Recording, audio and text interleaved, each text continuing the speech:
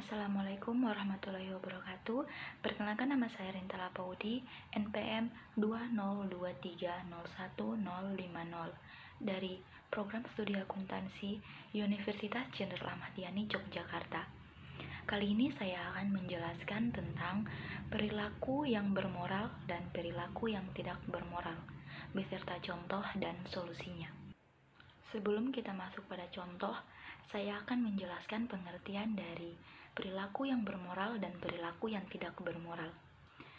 Moral adalah tingkah laku yang dimiliki seseorang untuk menghormati sesama manusia yang dimulai dari perbuatan, ucapan, dan perilaku.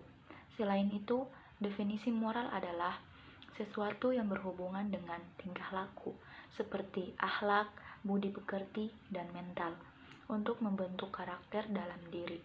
Sedangkan immoral atau tindakan tidak bermoral adalah yang dilakukan oleh seseorang walaupun orang tersebut sudah mengetahui bahwa hal tersebut memang salah dan tetap melakukannya.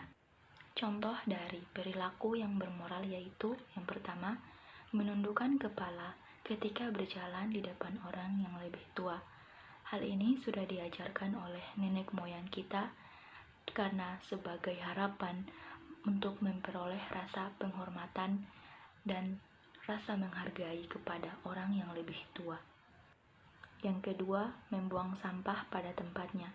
Kasus yang dapat dicontoh dalam penjelasan nilai moral ini seperti membuang sampah, tindakan yang baik membuang sampah pada tempatnya agar lingkungan tidak tercemar dan tidak menyebabkan banjir. Selanjutnya kita masuk pada contoh perilaku yang tidak bermoral. Yang pertama, guru yang disawer oleh muridnya. Kasus di mana murid menyawer guru mereka sendiri. Pada kasus ini, sudah terlihat jelas bahwa para murid tersebut tidak memiliki ajaran moral yang cukup. Mereka sebagai murid mungkin melakukan hal biasa, tetapi secara moral, hal ini sangatlah tidak terpuji. Sikap murid tersebut menggambarkan bahwa para murid tersebut sangat tidak menghormati dan menghargai gurunya.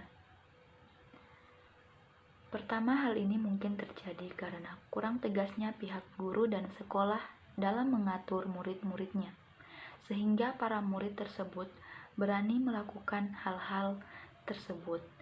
Yang kedua, rendahnya moral murid-murid tersebut disebabkan oleh kurangnya pengawasan atau pengajaran yang diberikan oleh orang tuanya, sehingga para murid tersebut tidak mengetahui apakah tindakan yang mereka lakukan baik atau buruk. Solusi untuk permasalahan ini adalah pihak sekolah memperketat peraturan yang mereka miliki dan memberikan hukuman yang sangat tegas pada murid yang melanggar peraturan-peraturan sekolah, agar para murid yang melanggar mendapatkan efek jera.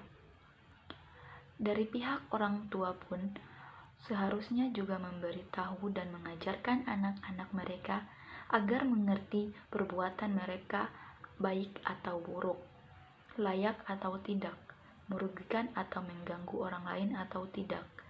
Jika mereka menyadari perbuatan mereka, maka mereka akan menghindari melakukan yang tidak terpuji seperti kasus tersebut. Contoh yang kedua yaitu murid melawan guru saat ditegur. Kasus di mana seorang guru yang menegur muridnya yang sedang merokok di kelas, tetapi murid tersebut tidak terima dan malah melawan dan bahkan mencekik gurunya. Kasus ini juga merupakan kasus di mana sang murid tidak memiliki moral dan bertindak hanya berdasarkan keinginannya sendiri. Tindakan murid ini sangat tidak bermoral. Murid ini tidak hanya melawan orang yang lebih tua darinya, tetapi ia juga tidak mau menerima kesalahan yang dia perbuat. Hal ini terjadi karena rendahnya didikan moral yang dimiliki oleh sang murid. Seharusnya pihak orang tua memberikan pembelajaran moral kepada murid sejak dini, agar tidak bertindak sesuai keinginan dirinya sendiri.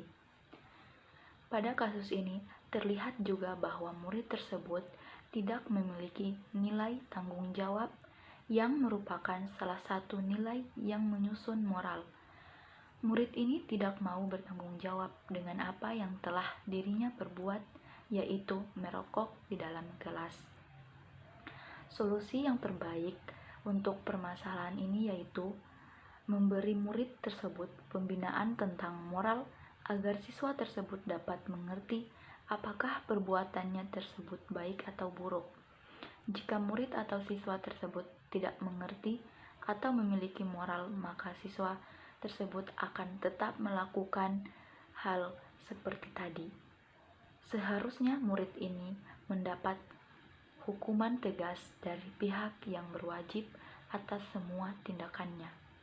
Kesimpulannya, seharusnya sebagai manusia kita memiliki moral yang tinggi, karena itulah yang membuat manusia memiliki derajat yang lebih tinggi. Dan itulah tadi penjelasan tentang perilaku yang bermoral dan perilaku yang tidak bermoral. Terima kasih, kurang dan lebihnya mohon dimaafkan. Wabillahi taufiq walhidayah. Wassalamualaikum warahmatullahi wabarakatuh.